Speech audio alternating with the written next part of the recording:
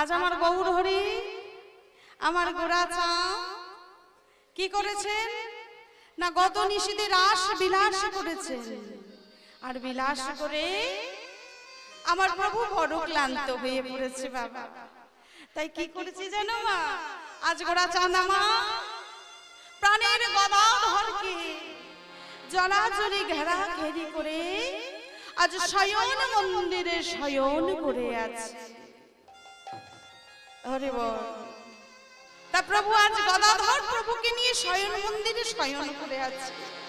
কেন কেন প্রভু আজ গদাধর প্রভুকে নিয়ে শয়ন মন্দিরে শয়ন করে আছে? প্রভুর তো অনেক পার্শ্বদগণ ছিল, তাই না?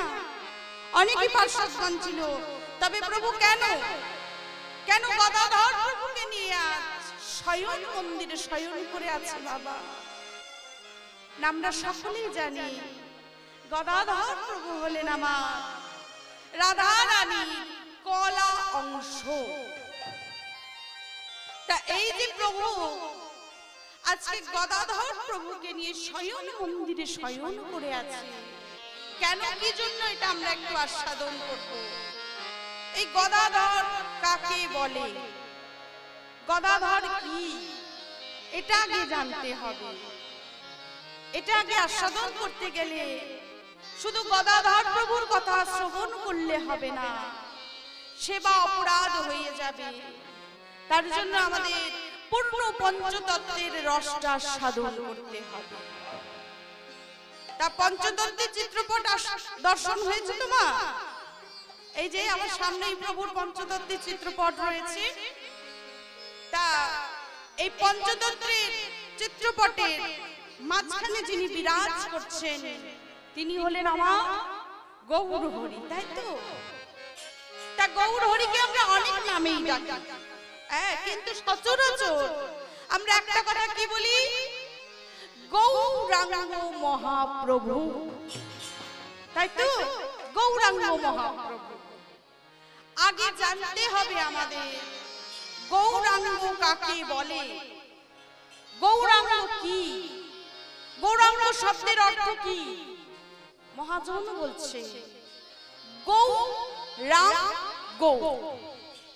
গো শব্দের অর্থ হচ্ছে বাবা ইন্দ্রিয়, আর রাঙ্গ শব্দের অর্থ রাঙিয়ে দেয়া বা রং করে দেয়া। তাহলে ইন্দ্রিয়টাকে রং করতে বলছে। হরে বল। কেমন করে এই দেহটাকে কেমন করে রঙিন করব গো? দেহটাকে রং করা যাবে বাবা? যাবে? দেহটাকে রং করা যাবে না। আমরা যদি মনে করি মায়েরা ওই পার্লারে গিয়ে রং করে আসবো, সেই রংটা থাকবে? পার্লারের রংটা থাকবে? থাকবে না, ক্ষণিকের বাবা। তারপর একদিন বাদে ধুয়ে মুছে পরিষ্কার হয়ে যাবে। তাহলে এই দেহটাকে যদি রঙিন করতে হয়, রাঙাতে হয়, কেমন করে রাঙাতে হবে? এই যে আমাদের দেহ, এই দেহটার কিন্তু একটা রাজা আছে। প্রত্যেকের দেহের কিন্তু রাজা আছে। এই দেহের রাজা কে? না, এই দেহের রাজা হলো মন। এই দেখো, মন চেয়েছে বলে, আমাদের দেহের রাজা চেয়েছে বলে কিন্তু আমরা এই যে নাম শুনতে এসেছি বাবা। রাজা যদি না চাইতো, এই দেহের রাজা যদি না চাইতো, মন যদি না চাইতো, তাহলে কি আসতে পারতাম আমরা? আসতে পারতাম না। এই দেখো, দেহের রাজা চাইছে বলে হাত দুটো নাড়াচ্ছি, মুখ দিয়ে কথা বলছি, চলতে পারছি। তাহলে এই দেহটাকে পরিচালনা করছি মন। তদ্রূপী ওই গো শব্দের অর্থের মধ্যে মনও পড়ছে, তাহলে যিনি রাজা তিনি আগে পড়ছেন। তাহলে এই মনটাকে রাঙাতে হবে, দেহটাকে রাঙাতে হবে। ঘর বাড়ি রং করে সেসব দিয়ে তো আর রং করা যাবে না। যাবে গো? মনটাকে রং করা যাবে না। এই পেন্ট রং দিয়ে মনটাকে রাঙানো যাবে না। তাহলে মনটাকে যদি রাঙাতে হয়, মনটাকে যদি রঙিন করতে হয়, কি দিয়ে রং করব? মহাজন বলছে যার মনটা হরি নামে কৃষ্ণ নামে রঙিন হয়ে গেছেন তিনি হলেন গৌরাঙ্গ। নিতাই গৌর হরি বল। তাহলে বাবা গৌরাঙ্গ মহাপ্রভু এটা আমরা সাধন করলাম। তাহলে গৌর হরির দক্ষিণে কে বিরাজ করছেন মা? ও মায়েরা, গৌর হরির দক্ষিণে কে আছেন? দাদা নিতাই চাঁদ, তাই তো? তাহলে এই যে নিত্যানন্দ মহাপ্রভু, নিত্যানন্দ কাকে বলছে? যে সব সময় আনন্দে থাকে, আনন্দই আনন্দ, তিনি হলেন নিত্যানন্দ। আমার নিত্যানন্দ প্রভুর পাশে কে বিরাজ করছেন? না অদ্বৈত মহাপ্রভু। এই অদ্বৈত কাকে বলছে? ভাগবত বলছে বাবা, না অদ্বৈত চা, অর্থাৎ যার কোনো দ্বিতীয় ভাব নেই, যার একটি ভাব, সদা সর্বদা একই ভাব, তিনি হলেন অদ্বৈত। এরপর প্রভুর বামে আসা যাক। আমার গৌর হরির বামে বিরাজ করছে কে? আমার গোরাচাঁদের বামে বিরাজ করছেন গদাধর মহাপ্রভু। এই যে গদাধর, গদাধর কাকে বলছে? গদা ধর, গদা শব্দের অর্থ ভারী, আর ধর শব্দের অর্থ ধারণ করা বা ধরে রাখা। তা এই যে জীবের দেহ, এই জীবের দেহের মধ্যে ভারী জিনিস কোনটা? না প্রত্যেকটি জীবের দেহে ভারী জিনিস হলো শুক্র। যে শুক্রকে ধারণ করতে পেরেছে, যে ব্রহ্মচর্য পালন করতে পেরেছে, তিনি হলেন গদাধর। নিতাই গৌর হরি বল। তাহলে গদাধর প্রভুর পাশে কে বিরাজ করছে গো? হ্যাঁ বাবা, গদাধর প্রভুর পাশে কে বিরাজ করছেন? শ্রীবাস প্রভু। শ্রীবাস, তাহলে শ্রী শব্দের অর্থ হচ্ছে সুন্দর, আর বাস শব্দের অর্থ হচ্ছে বাসা। তাহলে দাঁড়ালো কি? যার সুন্দর বাসা তিনি শ্রীবাস। কি বলছেন মহাজন? কোন বাসাটা সুন্দর? হ্যাঁ গো, এই পার্থিব জগতের বাসাটা একেবারে মার্বেল দিয়ে পেইন্ট রং করে ঝা চকচকে হলেই তিনি শ্রীবাস হয়ে যাবেন? হ্যাঁ, হবে গো? হবে না। কোন বাসাটা সুন্দর করতে বলছেন মহাজন? জীবের এই দেহ বাসাটা, এই হৃদ মন্দিরটা সুন্দর করতে বলছেন। হৃদয় বাসাটা পবিত্র, পরিষ্কার, নির্মল করতে বলছে। মাগো, এই পার্থিব জগতে যে ঘরে, যে বাসায় আমরা বাস করি, সেই বাসাটা যদি ভাঙাও হয় তাতেও কিছু যায় আসে না। সেই বাসাটায় রং থাকুক বা জানালা থাকুক আর না থাকুক, তাতে কোনো কিছু যায় আসে না। জীবের হৃদয় বাসাটা, জীবের হৃদয় ঘরটা যদি সুন্দর হয়, নির্মল হয়, পবিত্র হয়, পরিষ্কার হয়, যার দেহ, যার মন পবিত্র, নির্মল, পরিষ্কার, এই পরিষ্কার জায়গায়, নির্মল জায়গায় কি বাস করে গো? আমার নিতাই চাঁদ বাস করে, আমার গৌর হরি বাস করে। তাহলে যার এই হৃদয় মন্দিরটা পরিষ্কার, নির্মল, পবিত্র, তিনি হলেন শ্রীবাস। হরি বল, হরি বল, হরি বল। তাহলে আজকে প্রভু কাকে নিয়ে শয়ন মন্দিরে শয়ন করে আছেন? না গদাধর প্রভুকে নিয়ে। তা আজ মহাজন বলছে, দেখে যেন মনে হচ্ছে মেঘ আর বিদ্যুৎ দুজনে একত্রিত হয়ে আছে, শোভাটা বলছে। তাই গৌর হরির অলস কাটেনি গো। গোরাচাঁদ গত নিশীতে রাস বিলাস করেছে, বড় ক্লান্ত হয়ে গেছে তো, তাই আজ প্রভুর অঙ্গখানা অলস হয়ে আছে। আর গদাধর প্রভুকে নিয়ে জড়াজড়ি ঘেরাঘেরি করে শয়ন মন্দিরে শয়ন করে আছে। এই যে গৌর গদাধরের রূপের কথাটা বর্ণনা করে মহাজন কি বলছে, বলছে অপূর্ব শোভা। তাই শোভাটা কেমন, বলে আহা দেখো দেখো আজি অলসেয় বসয়ঙ্গ।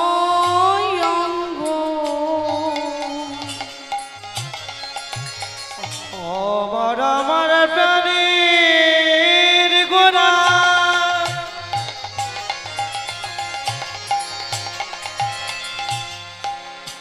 আমার আমার গোরা গোরা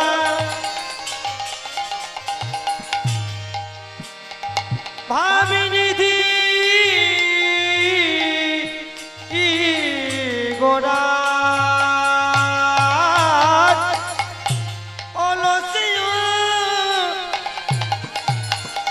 বসয়ঙ্গ ওই আমার গোরা নট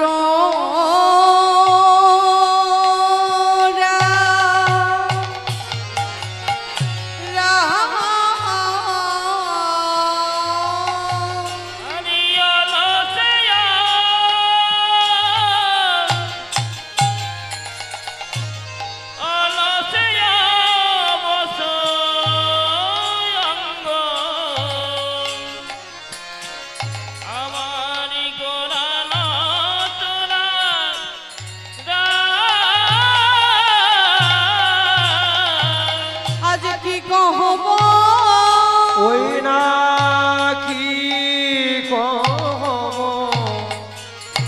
আহা কি কহব, দেখো দেখো কি কহব, অঙ্গ শোভা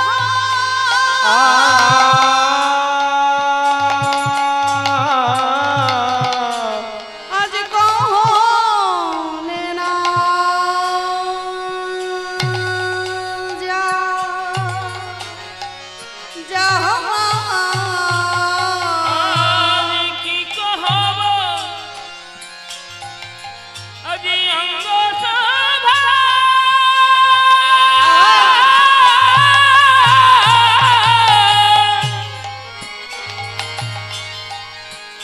গোরার কহনে না যায়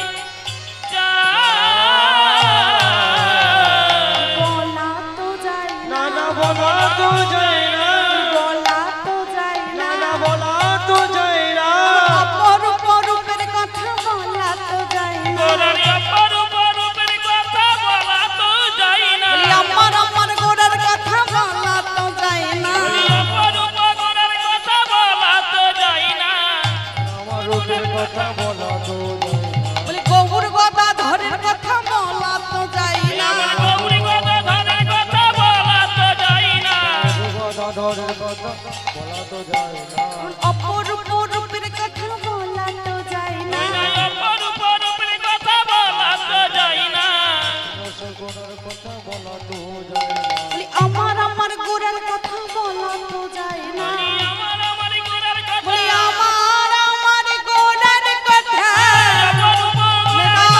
অপরূপ গৌর হরি ওই না বলা তো যায় না, অপরূপ গোরার ওই না কথা বলা তো যায় না, অপরূপ গোরার কথা বলা তো যায় না, অপরূপ গোরার কথা না না বলা তো যায় না, আজ কহনে না যায়,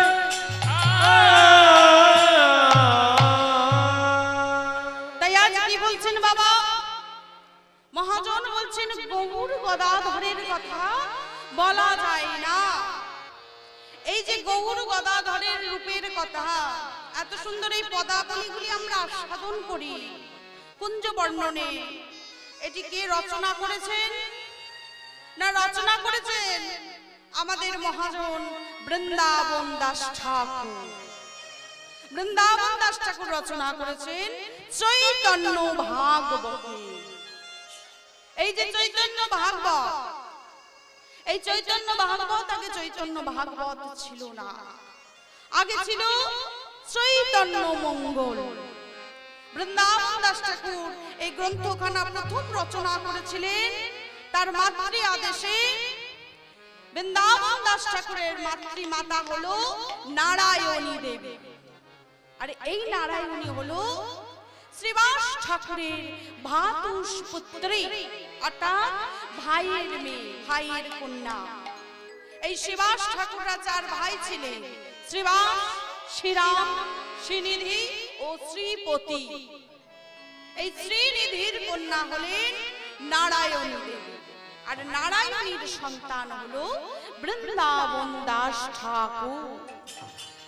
এই বৃন্দাবন দাস ঠাকুর মাতৃ আদেশে প্রথম গ্রন্থ রচনা করেছিলেন চৈতন্য মঙ্গল। আমরা সকলে জানি এই চৈতন্য মঙ্গল আরো 2 জন মহাজন রচনা করেছিলেন, কে? না লোচন দাস, জয়ানন্দ সরস্বতী। আর তৃতীয় চৈতন্য মঙ্গল গ্রন্থখানা রচনা করেছিলেন আমাদের বৃন্দাবন দাস ঠাকুর। কিন্তু যেই তৃতীয় চৈতন্য মঙ্গল গ্রন্থটা রচনা হলো, অমনি লেগে গেল কোন্দল, অর্থাৎ ঝগড়া লেগে গেল। এই চৈতন্য মঙ্গল নিয়ে ঝগড়া লেগে গেল। আর যেই ঝগড়া লেগে গেল সেটা নারায়ণী দেবী অনুভব করে, দর্শন করে বৃন্দাবন দাস ঠাকুরকে বলেছিলেন, বৃন্দাবন, এই গ্রন্থ নিয়ে যখন কোন্দল হচ্ছে, শোনো বৃন্দাবন, তুমি এই গ্রন্থ পরিবর্তন করে দাও। শুধু গৌরকে নিয়ে নয়, তুমি গৌরের সঙ্গে গদাধর প্রভুকে নিয়ে একখানা সুললিত গ্রন্থ রচনা করো, তার নাম হবে চৈতন্য ভাগবত। নিতাই গৌর হরি বল। এই চৈতন্য ভাগবতে আমাদের বৃন্দাবন দাস ঠাকুর এই গৌর গদাধরের রূপের কথা খানা বর্ণনা করেছে। তাজ বর্ণনা করে কি বলছে? বলছে, দেখো দেখো, আজ যেন গৌর গদাধরের অপরূপ রূপখানা দর্শন করে মনে হচ্ছে মেঘ আর বিদ্যুৎ যেন জড়াজড়ি ঘেরা ঘেরি করে আছে। হরি বল। তা মাগো, মেঘ আর বিদ্যুৎকে একসঙ্গে দেখতে পাই বাবা? দেখা যায় না, কারণ বিদ্যুৎ তো ক্ষণস্থায়ী, ঝলক দর্শন করি আমরা। তাজ মহাজন কি বলছি? যেন মনে হচ্ছে মেঘ আর বিদ্যুৎ জড়াজড়ি ঘেরাঘেরি করে রয়েছে। তাই শোভাটা পদাবলীর মধ্যে বর্ণনা করে কি বলছি? যে হে জীব, দর্শন করো অপরূপ শোভা। তাই শোভাটা কেমন? আজ মেঘের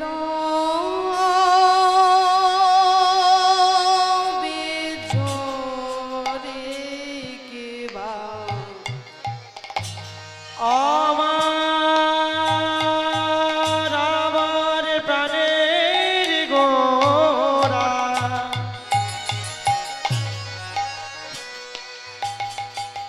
ভবনিধি গোরা গোরা,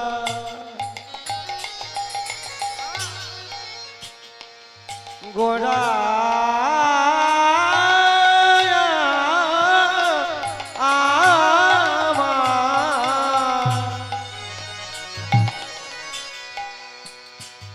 গোরার ভাবে তো কিছু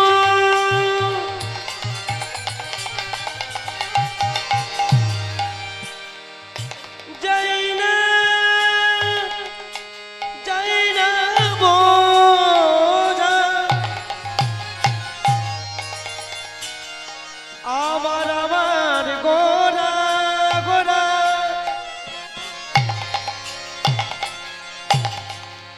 আমার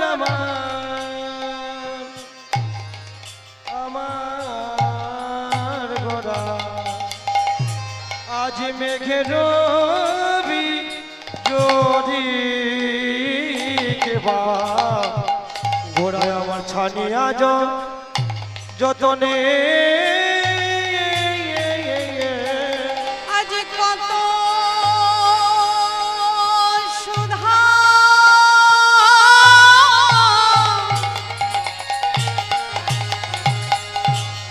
দিয়া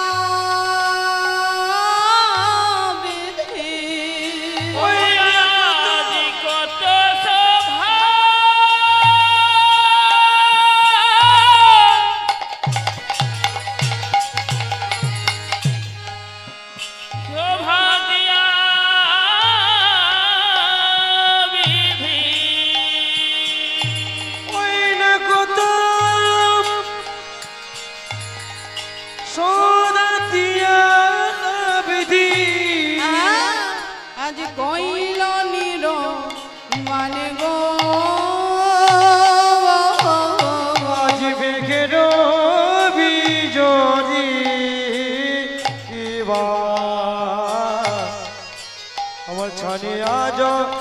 তনে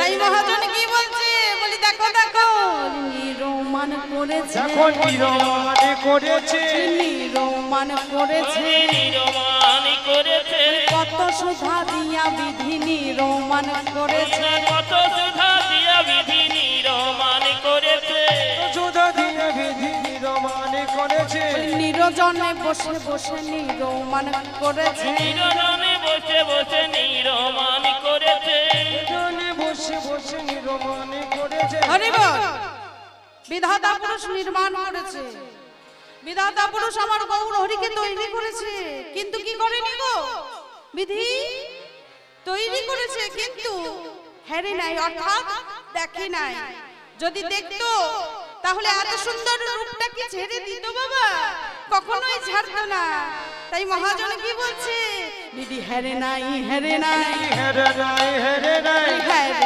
নাই হেরে নাই হেরলে ছেড়ে দিত না গো হেরে নাই হেরে নাই হেরে ছেড়ে দিত না গো হেরে নাই হেরে নাই নিরমান করেছে কিন্তু হেরে নাই হেরে নাই নিরমান করেছে বিধি হেরে নাই হেরে নাই হেরলে ছেড়ে দিত না গো হেরে নাই হেরে নাই হেরে ছেড়ে দিত না গো হেরে নাই হেরে নাই নিরমান করেছে বিধি নিরজনে বসে বসে নিরমান করেছে বিধি নিরজনে বসে বসে হরি হরি হরি বল হরি নিরমান করেছে বিধি নিরজনে বসে বসে নিরমান করেছে বিধি নিরজনে বসে বসে নিরমান করেছে বিধি নিরজনে বসে বসে নিরমান করেছে বিধি বিধি হেরে নাই হেরে নাই